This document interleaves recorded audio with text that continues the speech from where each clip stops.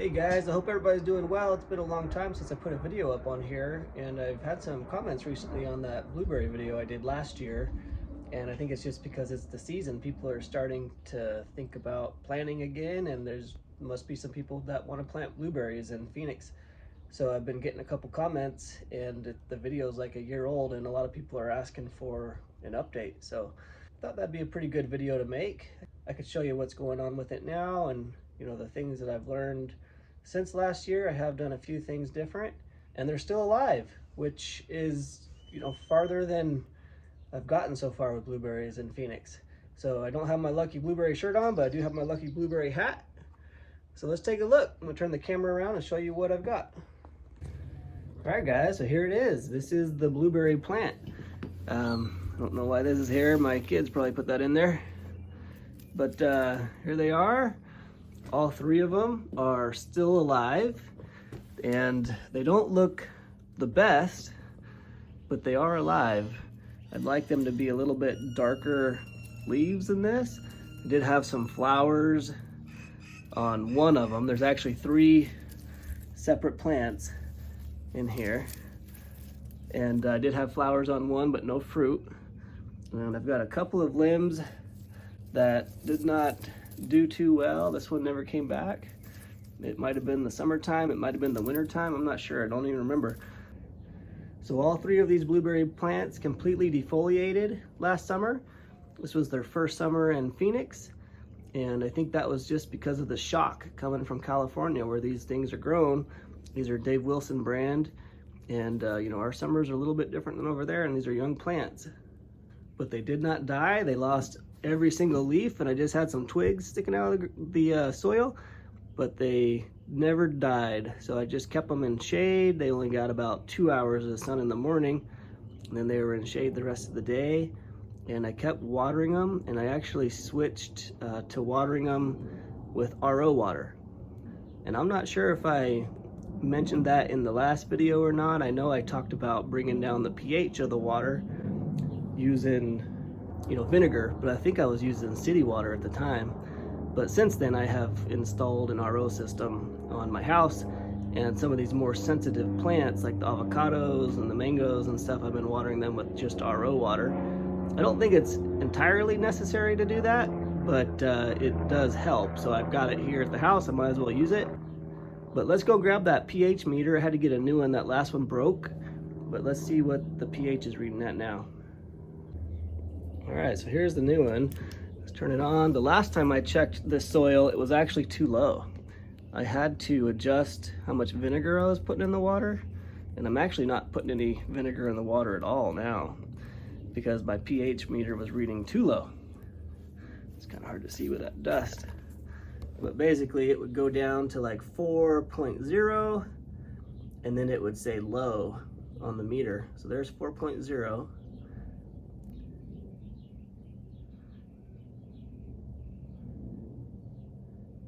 3.5, low. So that means it's lower than 3.5, which is too low. You don't want it that low. And I probably went a little overboard, and I'm thinking what's going on is because I had everything in the soil was for low pH, and then I was putting vinegar in the water to lower the pH. And then on top of all of that, I was using a fertilizer that acidifies the soil for blueberries. So I think I just overdid it, but they're still alive. I think that's part of the reason why they're not as dark. I think if I had gotten this into about 4.5 range, it'd be I'd have healthier plants. So now I completely took out the vinegar out of the water until I can get this back up. The pH of my RO water is like a 7.6, so it's gonna slowly bring it back up. And then, I'll keep testing, and I check this probably like, I don't know, every 2 months or so. And once it's starting to show that it's coming up, then I'll start adding just a little bit of vinegar back into the water. But on top of all that, guys, I do have another blueberry plant that I planted. I found another video on a guy in Phoenix's channel.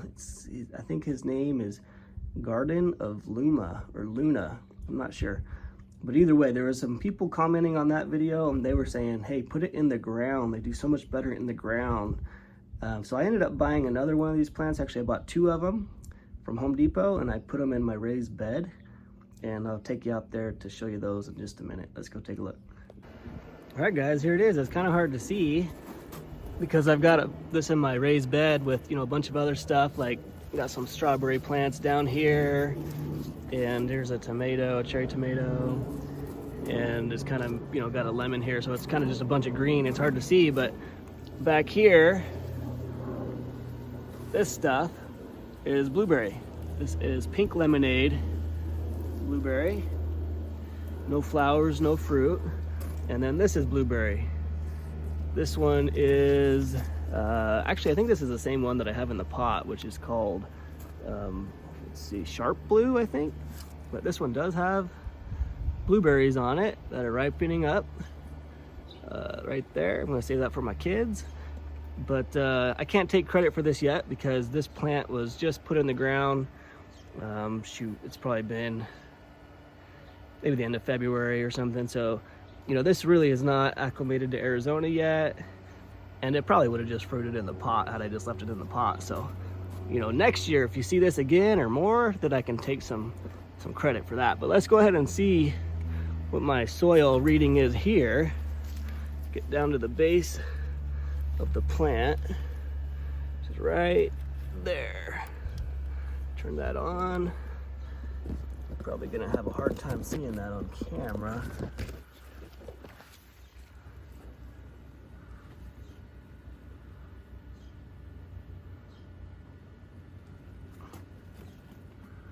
.7.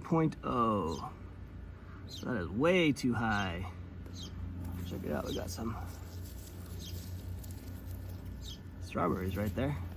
But let me try to push it more into the root ball, which is right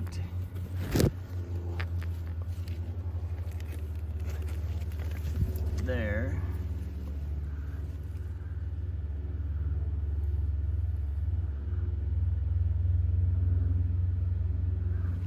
Still 7.0. So if you guys know blueberries, that is not low enough, and I need to get that down. These beds are watered with RO water, and I will be using that pH acidifying fertilizer by Hollytone to get that down, but that's not low enough. They look good now, but like I said, I can't take credit for that. Hopefully next year, you know, that pH will be a little bit lower. I don't really want to lower the pH of the whole bed, just kind of around in this area. But I don't know, some of those guys that were commenting on that other video, they were saying that, you know, they're doing fine with these blueberries right in the ground. And, you know, our Arizona soil is not low pH, it's high pH. You know, I think our soil is around 8 to 8.4, at least where I'm at. So that's not low enough, but they said they were having good success with it. All right, guys, I just want to show you a few other things real quick that I'm working on. This is a multi-grafted citrus. I've got a lime over here. This is a mandarin. There's a different type of mandarin. This one I just grafted on. Let's see if I can get that to focus. That's a gold nugget mandarin. And then this one here is a lemon. And then this is a ruby red grapefruit. And then this one is a blood orange that I just grafted on. So I got that growing, that's kind of neat. And then over here I've got a bunch of rootstock that I'm propagating, getting ready for growing some trees out with some good rootstock for Arizona soil.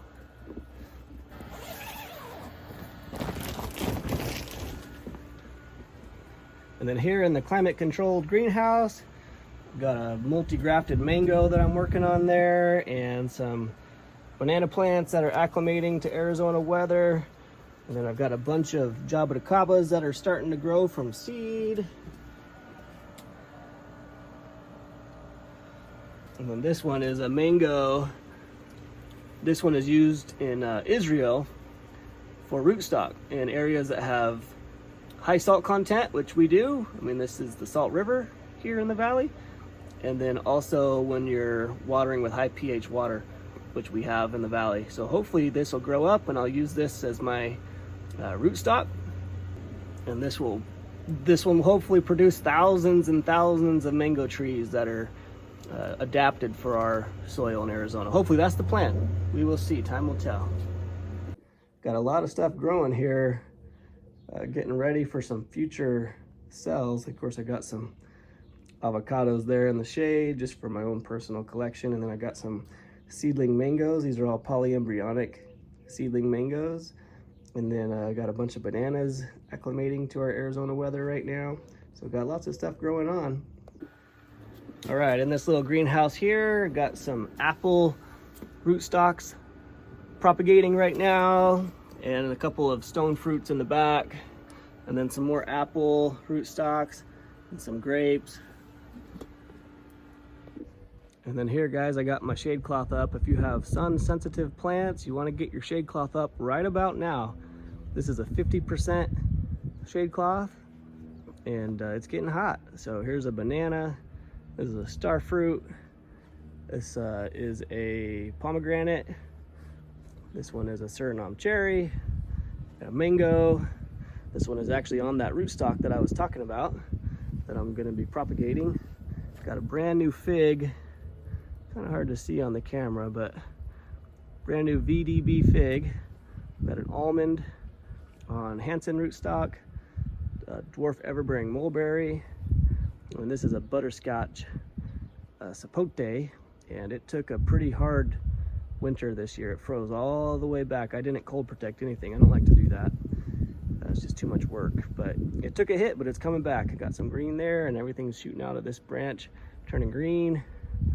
That's a not a Suriname, that's a Barbados cherry. And then another mango in the ground on a good rootstock. We got a guava back there. I could probably show you over the shade cloth, that one. But that guava, I might actually pull that guava. I'm not sure. I don't love the taste of guava, but it took a hit in the winter, but it's coming back pretty good. Brand new banana in the ground. Probably too small to plant that one in the ground, but I've got so many of them, it's like, what the heck, throw it in the ground. If it makes it, it makes it. If it doesn't, it doesn't, whatever. Then a grape behind there and a plum. And then this is another plum. And this one is on Hansen rootstock in the ground. So there you have it, guys. That's the update. I hope you enjoyed it. You know, I wanted to make this video because I've learned quite a bit in the last year, and I'm actually quite excited. I mean, those plants don't look amazing, but I did learn a lot in the last year, and so far the plants are alive. And I think with the knowledge that I've gained over the last year, moving forward, I think I'll be able to get these guys to actually produce some blueberries in the next season or two. So hopefully you enjoyed the update. If you guys have any questions, leave them down below, and I'll see you guys later.